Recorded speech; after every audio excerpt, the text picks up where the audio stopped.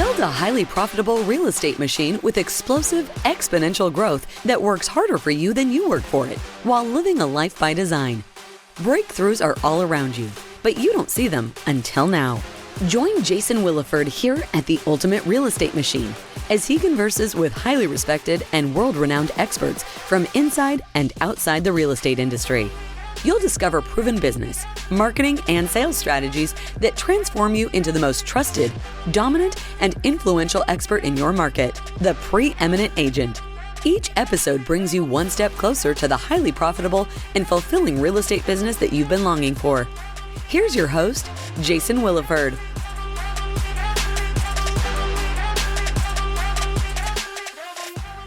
Well, hey, I have another super special guest on today, Mr. Frank Leo of Frank Leo and Associates.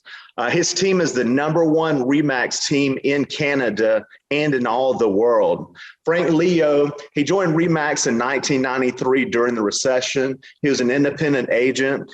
He later created and exponentially grew Frank Leo and Associates, an amazing real estate machine that's composed of great team players within key roles of the organization, including a team of highly skilled listing and buyer specialists. His multi-million-dollar marketing plan is well known and highly respected in the top 1% real estate community. It's been most likely modeled by some of the biggest real estate names in the world. Frank lives and breathes preeminence. He's been a part of the highest level mastermind groups in real estate, and he's a leader amongst those groups. Well, shoot, without further ado, welcome, Mr. Frank Leo. Thank you for having me. And just to clarify, we've hit a lot of targets. We're currently with the #1 team in Toronto and the GTA. Now, Toronto is the 4th largest city in North America, and we are blessed with a real estate population probably in excess of 70,000 agents in our market. Yes. So, I know. Like Atlanta. Well, there's a lot of people here. I don't know about Atlanta, but I know that I just saw a report recently that out of 59 jobs overall, one of them is a realtor. So for every 59 people working, one is a realtor in our market. Wow, that's amazing. And we'll get into that a little bit as far as, and I just read an article in Real Trends that said that, and this was just 2 or 3 days ago, that we just now hit the threshold of more real estate agents than has ever been in America, ever. Sure. And probably the same way in Canada, no doubt. Also, right? Everybody wants in on the action because they think it's easy. So, that's that maybe will lead into how I got into when I got into the business. I've been doing this since 1988. What is that? 33 years? A long damn time. Long damn time. I started before there were computers. We actually used to do our offers on stone with chisel and hammer. It was a little different back then. And, it was great. It's about helping people. We didn't have computers yet. We used to have something called tear sheets, where you would get an 8.5 by 11, you tear them up and you have to file every day. And if you didn't one day, you were behind. Your data was not up to date. That was where I started. It was belly to belly, meeting people, and you had to love people. And still, it's a people business, but now there are people who want excuses not to meet or talk to people. Going forward, my goal was always to help families achieve their buying and selling dreams. There were no teams when I started. They didn't exist. You did it yourself. But what happened to me was I was luckily very fortunate to do well. And so I quickly got many people wanting to use my services to the point where I didn't have any more time. There was no time left. I remember a story when the month my son was born, I was working by myself. And I had all these clients and I was, expecting my boy and I was waiting for that. So I was working, trying to clear my table of all this. Well, it was March of 96. And in 20 days, I sold 20 homes. Wow. Face to face, meeting people. By yourself. By myself. I was going crazy. I couldn't do more than that. You had to be out there. We were finishing offers at 3, 4 o'clock in the morning back in the day. Well, I realized if I couldn't help these people, it didn't make sense to just let them go. So I started getting some help. So I hired one person, and I thought that that would relieve the pressure of having too much business. That did. But then what happened was I had more time to work on, being more aggressive with my marketing. And then I had more people again. So I hired more people. And so this, as a need arose, we kept growing. And here we are in 2022. Yeah, and you're not just a real estate agent. You're one of, in my perspective, one of the best entrepreneurs and definitely one of the best master marketers in real estate within the world today. Do you love marketing? Well, you have to love it. It's a great compliment. Thank you. I wouldn't know about taking it that far. I was just a guy who says, I'm going. That was my perspective. Well, thank you. I appreciate it. Yeah. Well, marketing, you have to love it because it's understanding. It's between it's science and art, and be able to work it in a way where there's a return for you. Because when you're in a market of a big city like we are, it's not cheap. It's very expensive. So I've made mistakes in marketing, but you learn. And I always tell everybody, I know that only 50% of my marketing works. And I heard it somewhere before, so it's not mine. I just wish I knew which 50%, right? but it's a little bit, actually, that's not true. And what I mean by that is I've actually analyzed it. You, Jason, will see 50% of what I do. And someone else will see 50% of what I do, but it's a different 50%. So we're reaching different audiences all the time. And the key is to reach the largest audience as a whole. And speak to the audience that you're connect and speak to the audience that you're speaking with.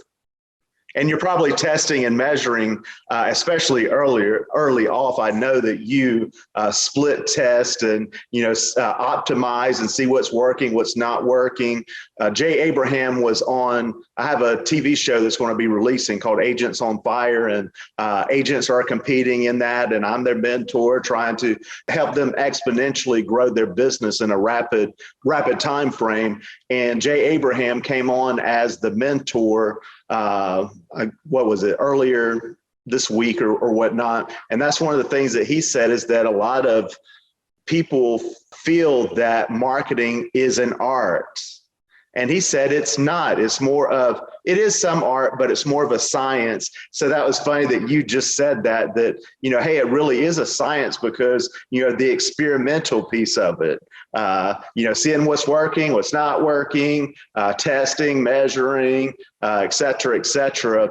I had, and Chad Schwindeman, right? I know, yeah. I was just on a call with him, and it's amazing. He said about the similar thing that you said, is why did he get in real estate?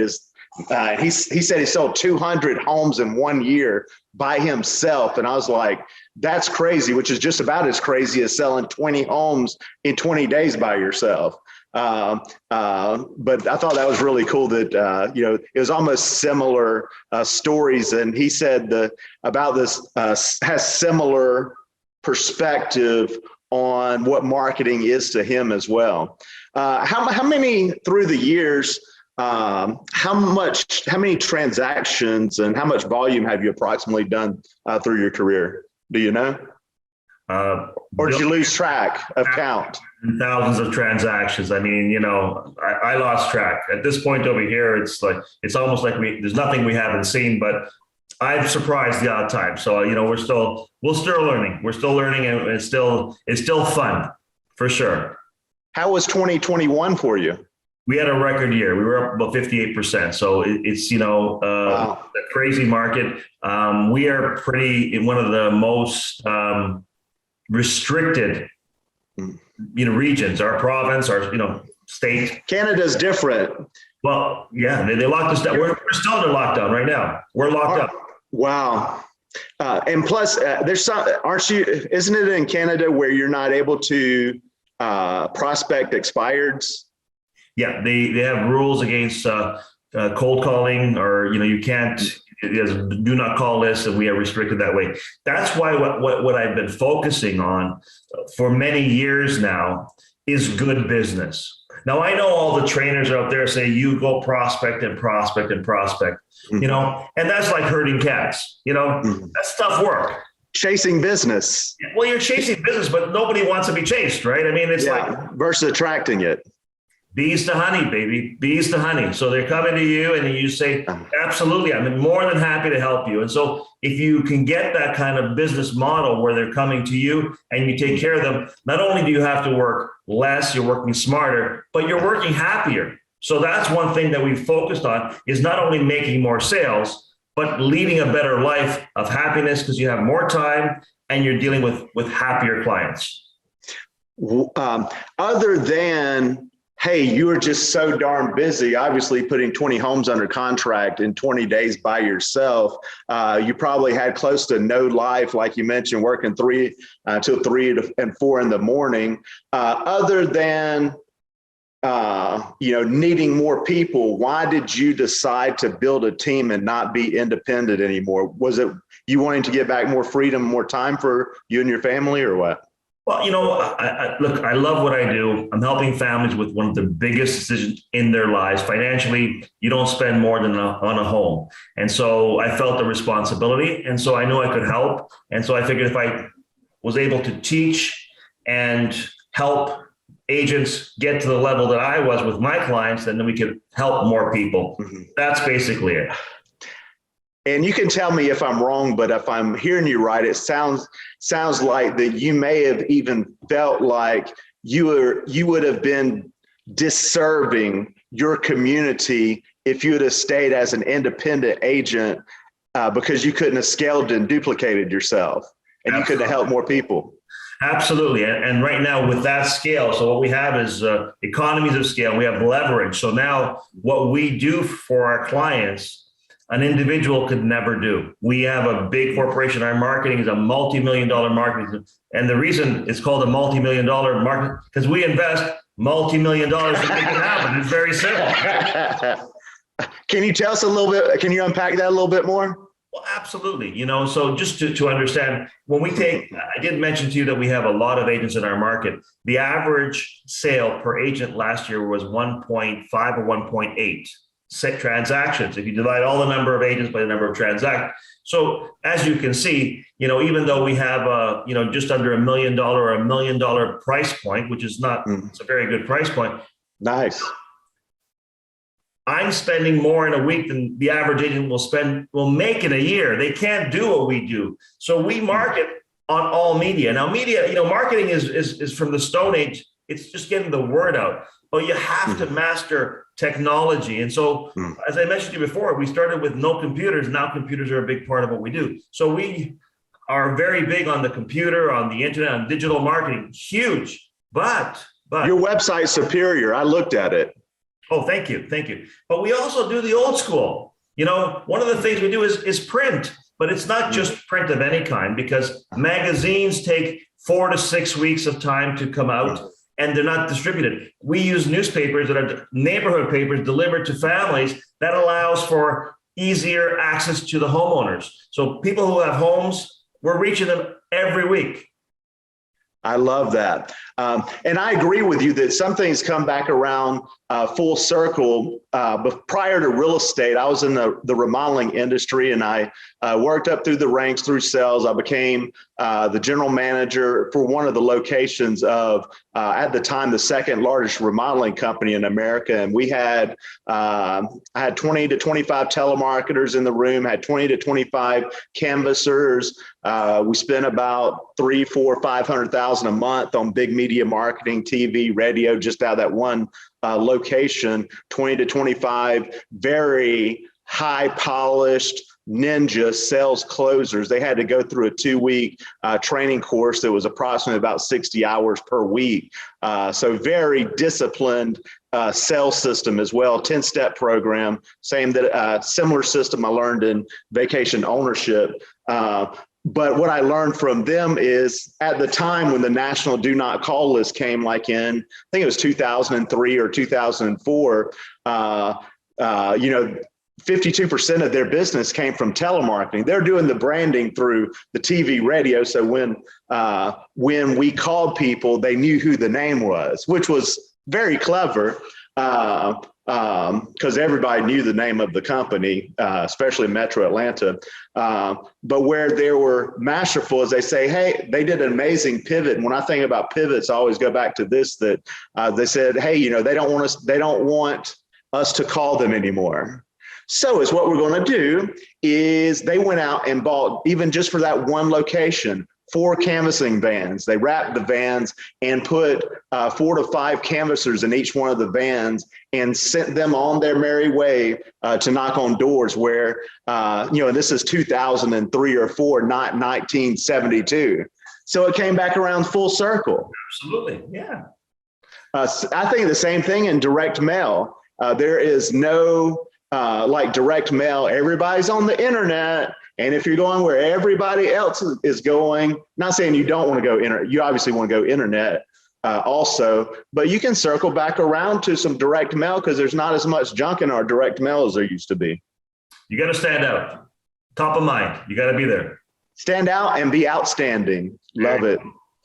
Hey, getting in, I wanted to take a dive into, well, before I do that, my ADHD got me, and I didn't ask you how much volume and transactions did you end up last year with 58% growth?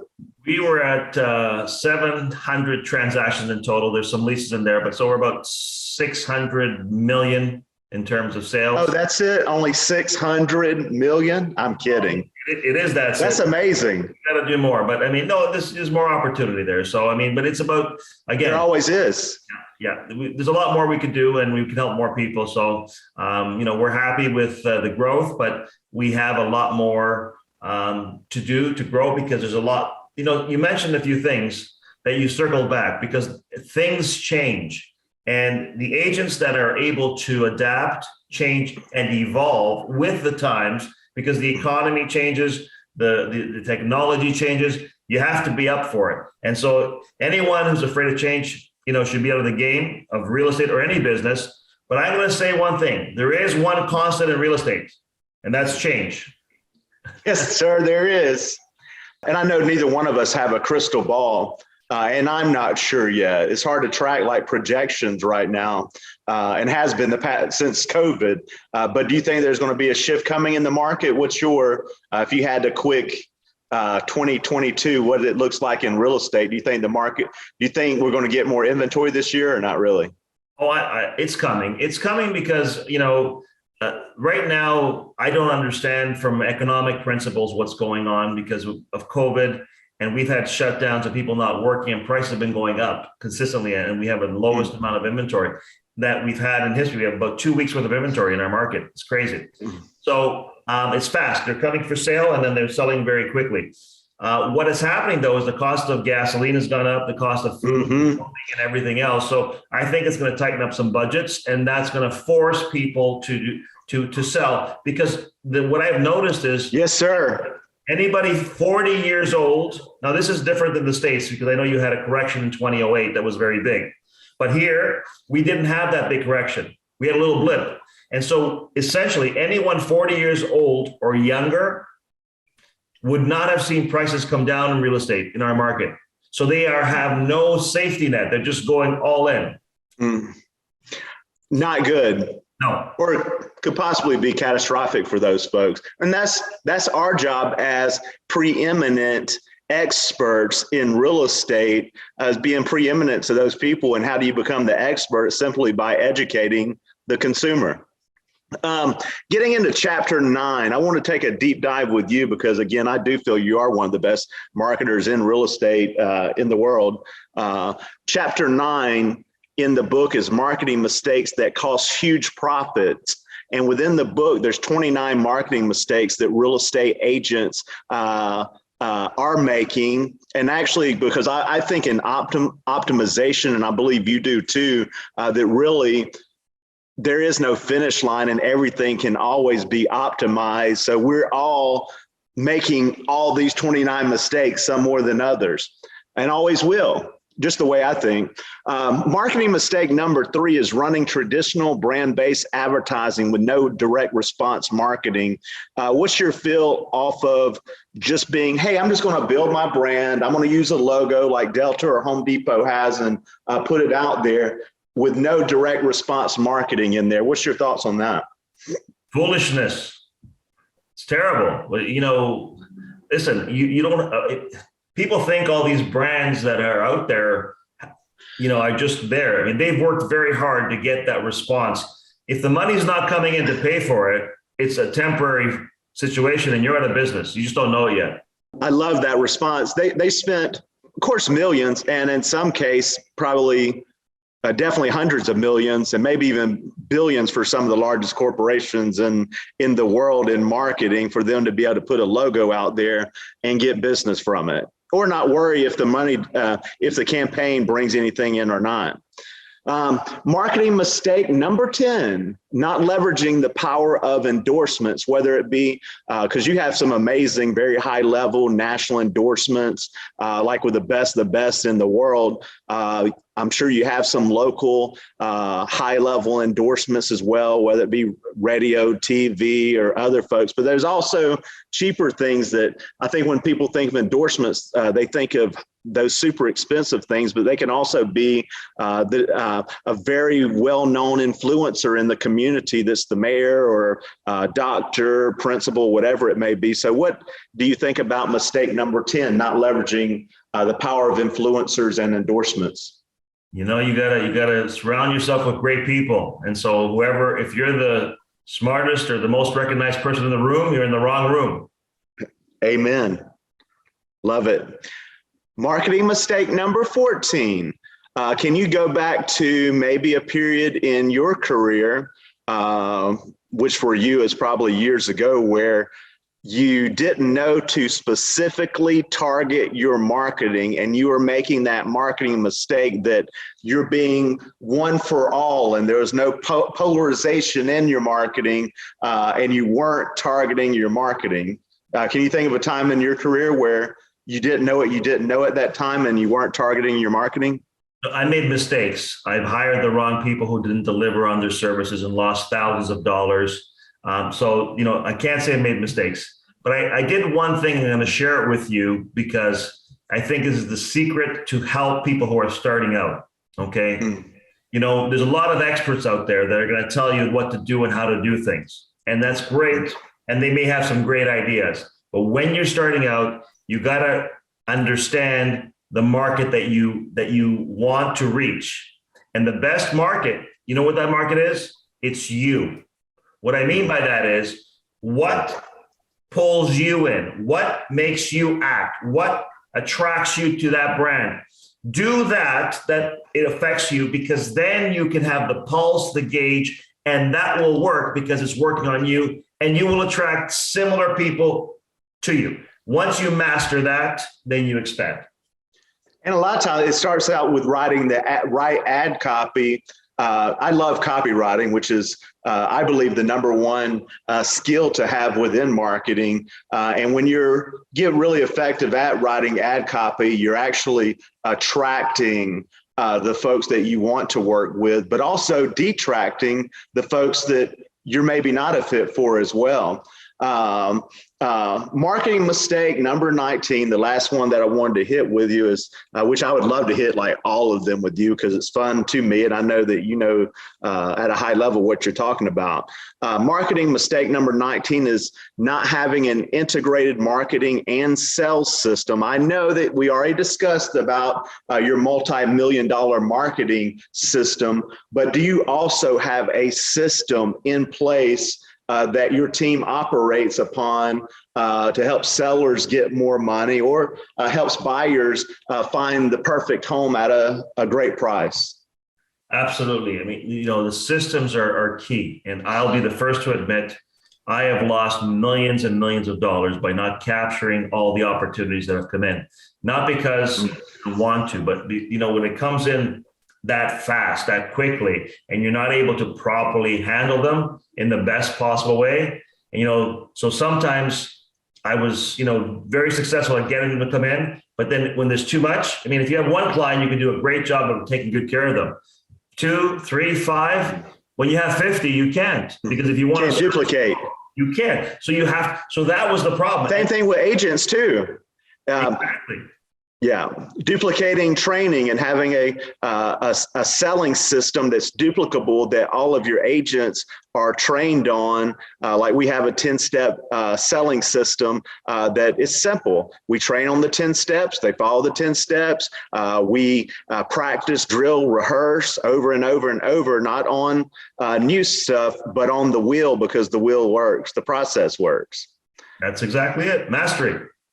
Yes, sir. The 10,000, what's the Bruce Lee thing? I would rather. Don't be afraid of the person that does 10,000 things one time. Be afraid of the person that does one thing 10,000 times. Yes, sir. There it is. Hey, last question for you. What does the future look like for Frank Leo and Frank Leo and Associates? Well, the future is very bright. We always, when we go to work, our goal is very simple. It's not to do anything but help buyers and sellers achieve their real estate dreams. And the more people I can help achieve their dreams, I never have to worry about mine. They automatically get filled. Love it. And I borrow this from Joe Polish. He says, life gives to the givers and takes from the takers. Wow. And I know you do that at a very high level, sir. And I sure do appreciate you being on. I truly do. And I'm grateful. I know your time is very valuable. I just want to ask you, for agents that are listening, that may have friends, family, colleagues, or agents, they know agents that may be moving to your area in the greater Toronto area, how can they get in touch with you? Well, the easiest way is through the website. It's getleo.com, just getleo.com, and we'll be happy to reach out to them and answer any questions that they may have. Beautiful website. And as I mentioned, that video is magnificent. I love the end of it. It's really funny. So whoever is listening, you'll want to go to Frank's website and check out that video. And there's I guess I would call it a blooper at the end. That made me crack up. It was funny. Oh, awesome. Glad you liked it. I guess as they say now, I literally LOL'd. Awesome. That's it for this episode of The Ultimate Real Estate Machine. May your real estate machine be extremely rewarding, fulfilling, and life-changing for you and all the people that you impact. Claim those skyrocketing results that you demand from your real estate business. Subscribe to the show for more content like this at ultimaterealestatemachine.thepodcast.com. And don't forget to leave a positive rating. Thank you for joining us. See you on the next episode.